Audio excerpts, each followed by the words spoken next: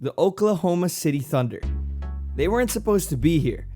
The wildest NBA offseason in recent memory forced OKC to blow up their team and say goodbye to their two bona fide studs, Russell Westbrook and Paul George. So coming into the season, down their superstar duo, they were expected by most to be in the lottery. Even the most bullish Thunder stans were realistic enough to cap their optimism at just being a borderline playoff team, and mainly focusing on the future after getting a bunch of great assets. Preseason expectations painted the same picture as well. Caesar's Palace odds pegged the Thunder to be somewhere around 31 wins. That hypothetically slotted them 13th in the Western Conference behind both the Sacramento Kings and the Minnesota Timberwolves. Nearly every major sports site had them several spots out of the playoffs. The only one we could find that had them even making it was CBS Sports, which had them at 8th, and the whole description of that piece started with, "This might sound crazy, but..." So, the Thunder weren't expected to make the playoffs at all. And yet, here they are. What's up, guys? My name is Colin. Welcome back to another bubble preview. This is going to be the first bubble preview that's written by my cousin Renzo. He writes about half of the pieces we do on this channel, so please leave a like for him. You can check out his actual written pieces, which he posts on Medium. The link will be in the description down below. And with that said, let's get to our second video on the Oklahoma City Thunder. OKC's record right now stands at 40 wins and 24 losses. That's a better record than they had last season through their first 64 games.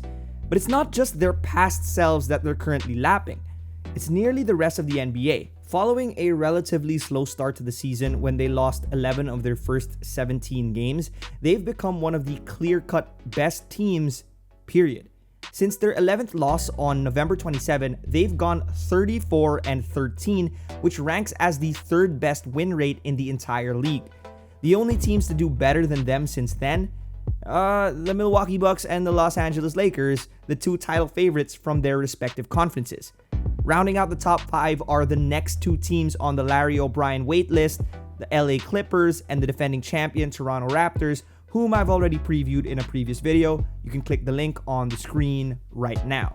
OKC has wedged themselves in with the top 2 seeds from both conferences, arguably the 4 teams with the most credible resumes for the NBA title. And we're not talking about a random hot streak or anything like that.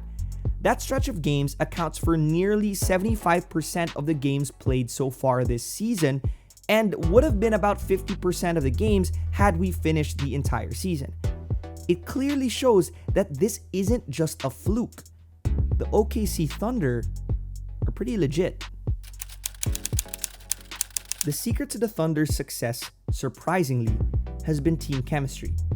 For a team that went through such high roster turnover, their players have meshed together much sooner than expected. And part of the reason why was because everyone just somehow bought into their roles so seamlessly. There's Chris Paul, taking over as the unquestioned alpha and leader of the team.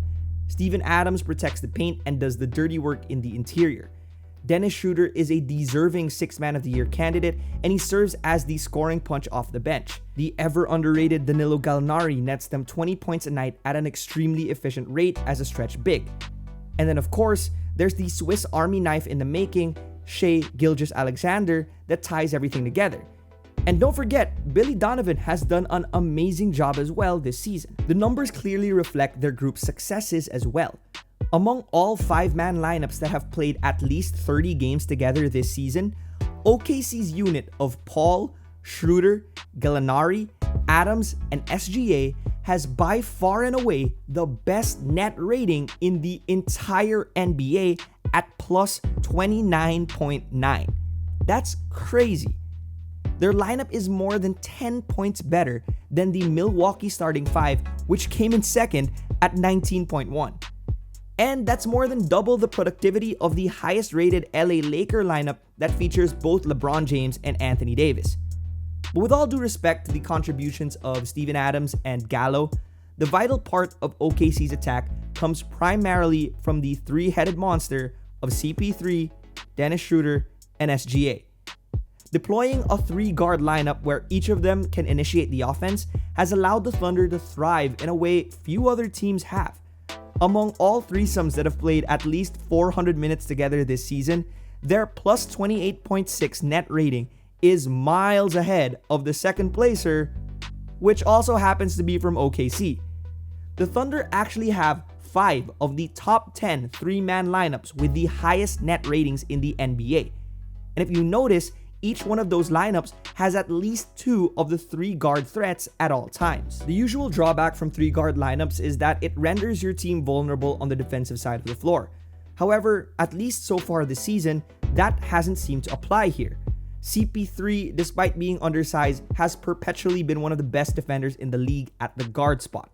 Flanking him is SGA, who stands 6'6" with a lengthy 6'10" wingspan. His size allows him to effectively match up with larger defensive assignments, while Dennis Schroeder stays on whoever's left over. Their 3-guard lineup has a defensive rating of 98.6, which ranks 17th among 3-man lineups that have played at least 400 minutes together.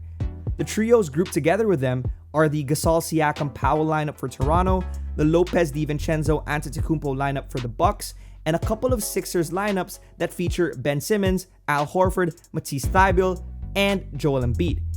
Their 3-guard lineup has led the charge on defense at par with some of the best defenders in the NBA, despite having an average height of just 6'3". These league-leading lineups from OKC are definitely indicative of a team that's much better than people perceive. And while that's led to on-court success and put wins on the board, their team still has a relatively low net rating of just plus 2.5, which ranks only 11th in the NBA. As I talked about in my first bubble preview on the Raptors, team net rating is one of the best indicators for separating a title contender from a playoff pretender. But one reason why their net rating is so low is because they've been involved in a season-high 42 clutch games this season, which the league considers as a game within 5 points with under 5 minutes left to play. In those games, they've gone 29-13. But because of their close contests, they usually win by a small margin of victory, which has more than a few talking heads dismissing OKC from being more than just a first-round exit during the NBA bubble's return to play. To those people, I would say, ignore the Thunder at your own peril. People may be quick to conclude that close games have a lot of luck involved and that the law of average would come back to bite a team constantly winning in tight-knit affairs. But if you look closely, you'll realize that the OKC Thunder have actually been creating their own luck all season long. Remember the 3-guard lineups I talked about earlier? The Thunder have done their best to resist using them too much. Coach Billy Donovan deploys them sparingly in the first 3 quarters, then unleashes them when necessary in the fourth. The NBA's number 1 5-man lineup I said earlier has played only 44.6 of its total minutes throughout the season within the first to third quarters, with 55% played in the fourth quarter. And their league best 3-guard lineup has similar splits as well. The trio of Paul, Schroeder, and SGA played just 50% of their available minutes from the first to third quarters and the other half in the final frame. The Thunder take off their training wheels and play their best basketball when it matters most. As a result, they have the number 1 fourth quarter net rating in the NBA at plus 8.9. And that has them leading both the LA Lakers and the Milwaukee Bucks by a significant margin and doubling everyone else behind them. These fourth quarters have been a team effort for OKC, but if there's one man who's infected the entire locker room with the clutch gene, it's Chris Paul. CP3 is having a terrific bounce-back season and is an all-star again for the first time in 4 years. A big reason why is because of his hyper-efficiency from the guard spot, which we've already known, but this year, he's put it at another level for someone of his age. Paul is posting the 3rd highest field goal percentage and 2nd highest true shooting percentage of his lengthy 14-year career. But what's even more amazing is the fact that during the closing minutes of any close game, he virtually doesn't miss. His already terrific 60.9 true shooting percentage skyrockets to 67.8 during clutch situations this season. Usually, players shoot worse when things get more chippy towards the end of games. CP3 instead becomes nearly the most efficient player in the league. Seriously, His clutch true shooting percentage would rank in the top 10 in the NBA, a list that's composed purely of dunking centers like Rudy Gobert, DeAndre Jordan, and Mitchell Robinson. If the Thunder ever need a score in the bubble, a fully healthy and well-rested CP3 has been an automatic bucket in the clutch. With CP3 leading the way, I have a very difficult time believing that these clutch performances have only been by chance. But while the Thunder have shown they can turn it up when the stakes get higher, the stakes won't get any higher than they will be at Disney World. I'm so sure that while watching this video, a bunch of you have already thought things like, that 3-guard lineup is going to be solved in the playoffs, or CP3 chokes in the playoffs anyway. And those sentiments are pretty valid. But that's the one thing that gives OKC the edge. They have nothing to lose, while most of the other teams do. For the Lakers, LeBron James has his legacy to think of with his career winding down. The Nuggets lost in Game 7 of the semis last year, so anything less than a trip to the conference finals would be a step back. The Rockets have exhausted nearly all of their draft capital for the next half decade, so it's basically championship or bust for them, and the Clippers are in sort of the same scenario. The Thunder, meanwhile, are playing with house money. Nobody's really expecting anything from them since they weren't even supposed to be here in the first place.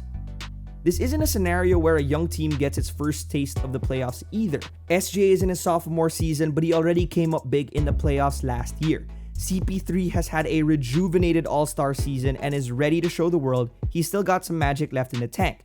Dennis Schroeder, Steven Adams, and Gallo have more than 100 playoff games combined under their belt. That core, combined with some timely contributions from their supporting cast members like Nerlens Noel, Lou Dort, and a returning Andre Robertson, can make some serious noise in these bubble games. But nobody's really picking the Thunder to do anything much in these playoffs, even if they've been one of the best teams in the NBA right under our noses.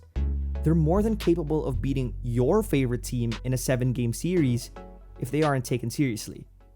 So just don't say we didn't warn you when it happens. Thank you for watching another one of these bubble previews. If you want to watch another bubble preview, click the link on the screen right now, or you can watch another video from this channel below that one. Please leave a like and show some love to the people's names who are on screen right now, and I'll catch you guys in the next video.